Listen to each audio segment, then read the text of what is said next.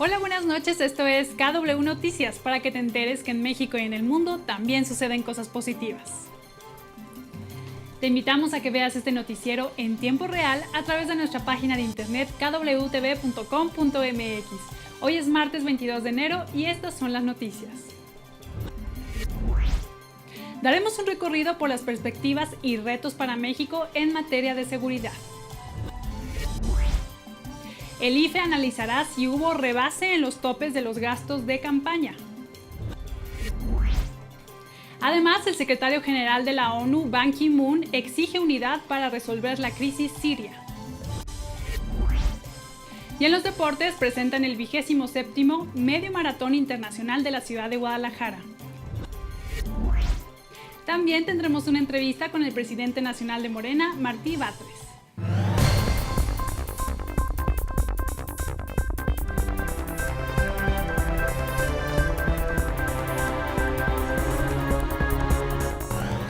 El sexenio del presidente Felipe Calderón dejó claro que el reto de la nueva administración sería resolver el problema de la inseguridad en el país. Estas son algunas de las perspectivas en materia de seguridad para este sexenio. Veamos la nota. Los últimos años para México han sido muy duros, marcados por una creciente violencia. El temor se ha apoderado de las calles y plazas. Las anécdotas sobre grupos criminales tomando el control de ciudades enteras son cada vez más comunes. Los familiares y amigos que han sido víctimas de la violencia son cada vez más cercanos.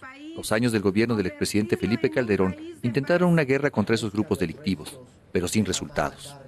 Pensando en esas más de 60.000 personas muertas, 70.000 según algunos de los últimos reportes, las decenas de miles de personas secuestradas, desaparecidas, etc., y sus familias. O sea, se ignoró totalmente durante todo ese tiempo.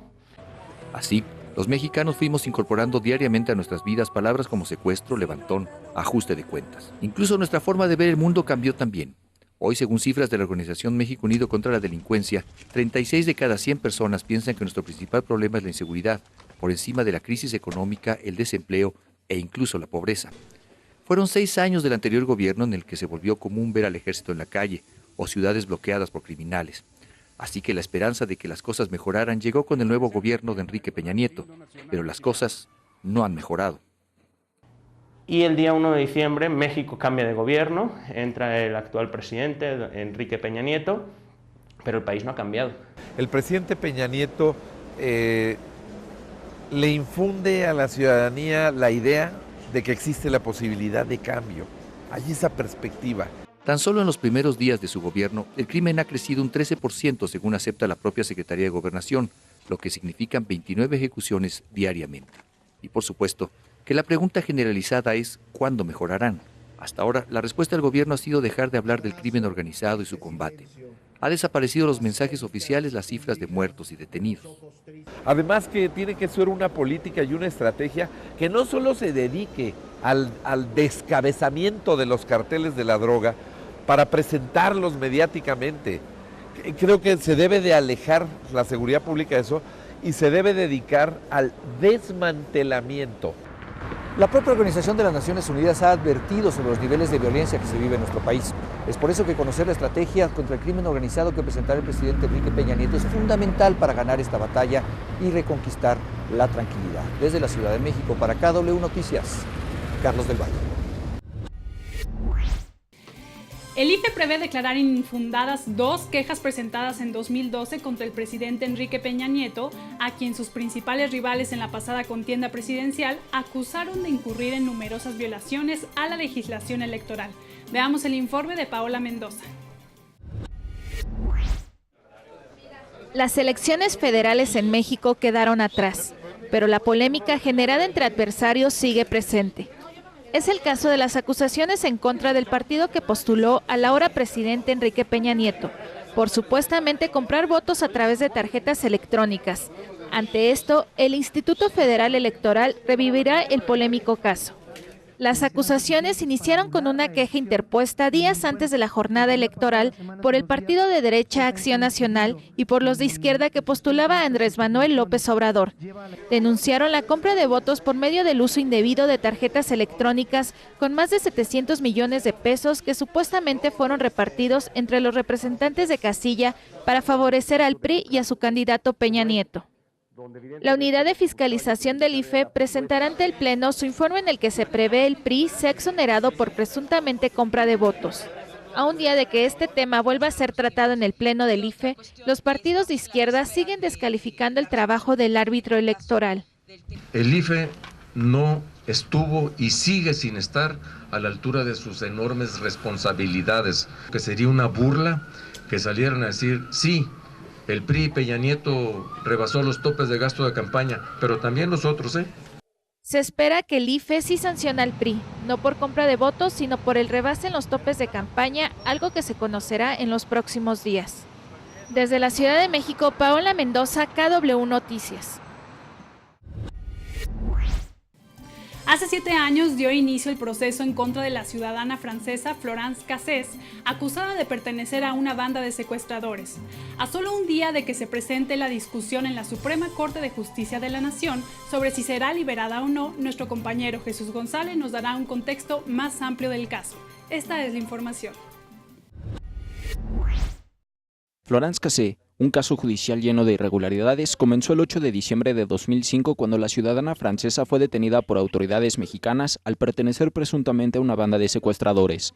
A pesar de haber sido detenida un día antes, la Agencia Federal de Investigación realizó un montaje televisivo para mostrar su captura como si fuera en vivo. Yo creo que hay un dato fundamental que la defensa siempre ha afirmado, es que ha habido violaciones graves en este procedimiento. Sin importar las acusaciones en contra del proceso en que fue detenida y después presentada, Cassés fue condenada a 96 años de prisión y tras un amparo la condena se redujo a 60 años de prisión. Ante esto, el gobierno francés reclamó la extradición de su ciudadana, lo cual fue rechazado por el gobierno de México.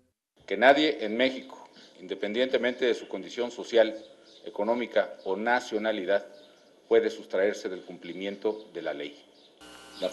Francia solicitará que esta convención sea cumplida para que Madame Cassés pueda cumplir su pena en Francia. A pesar del momento frío que se vivió entre México y Francia, el tema de Florence Cassés continuó en la Suprema Corte de Justicia de la Nación, donde el 21 de marzo del 2012, 4 de los 5 ministros reconocieron irregularidades en el proceso, pero solo 2 apoyaron la liberación inmediata de Cassés.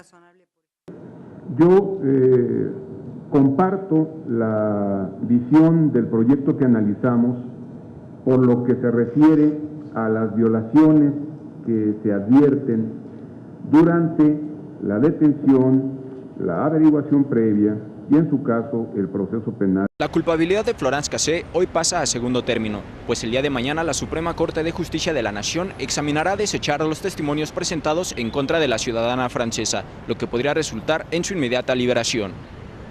Desde la Ciudad de México, Jesús González, KW Noticias. Al respecto de esto, el Senado de la República le pidió a la Suprema Corte de Justicia de la Nación no ceder ante presiones del gobierno francés ni de la opinión pública por el caso de Florence Cassés. Por la negativa, a favor de levantar la mano. El Senado de la República es un llamado a la Suprema Corte de Justicia para que no se deje presionar en el caso de la ciudadana Florence Cassés. Pidió que lo que prevalezca sea la justicia y no los intereses políticos. Ojalá que la Corte analice de fondo. Sería terrible que no se resolviera estrictamente apegado a derecho. Este no es un asunto político,